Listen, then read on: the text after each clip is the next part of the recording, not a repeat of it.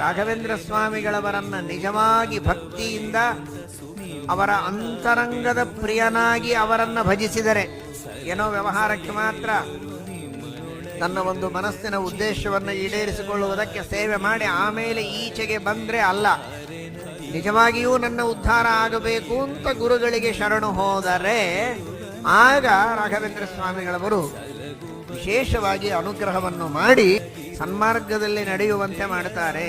ಇಷ್ಟೆಲ್ಲ ಮಾಡ್ತಾರೆ. ಸುಮ್ಮನೆ ಎದುರಿಗೆ ಹೋಗಿ ನಿಂತು ಕೂಡಲಿ ಇಷ್ಟೆಲ್ಲ ಮಾಡ್ತಾರಾ ಹೇಗೆ? ಹಾಗೆ ನಾವು ಹೋಗಿ ನಿಂತು ಬಿಟ್ರೆ ಆಯ್ತಾ? ವೃಂದಾವನದ ಮುಂದೆ ಅನುಗ್ರಹ ಮಾಡಿ ಬಿಡ್ತಾರ ಅಂದ್ರೆ ಸುಮ್ಮನೆ ಕೊಡೋದಿಲ್ಲ, ಭಕ್ತಿ ಇದ್ದರೆ ಕೊಡುತ್ತಾರೆ. ರಾಯರಲ್ಲಿ ಭಕ್ತಿ ಇರಬೇಕು, ಗುರುಗಳಲ್ಲಿ ಭಕ್ತಿಯನ್ನು ಮಾಡಲೇಬೇಕು. ಆ ರಾಯರಲ್ಲಿ ಭಕ್ತಿ ಮಾಡಿದವರಿಗೆ ಅನುಗ್ರಹ ಮಾಡುತ್ತಾರೆ. ರಾಘವೇಂದ್ರ ಸ್ವಾಮಿಗಳವರ ಪಾದದಲ್ಲಿ ಭಕ್ತಿಯನ್ನು ಮಾಡುವವರು ಯಾರೋ ರಾಘವೇಂದ್ರ ಸ್ವಾಮಿಗಳವರು ಈ ಎಲ್ಲ ಇಷ್ಟಾರ್ಥಗಳನ್ನು ಕೊಡ್ತಾರೆ ಎನ್ನುವ ದೃಷ್ಟಿಯಲ್ಲಿ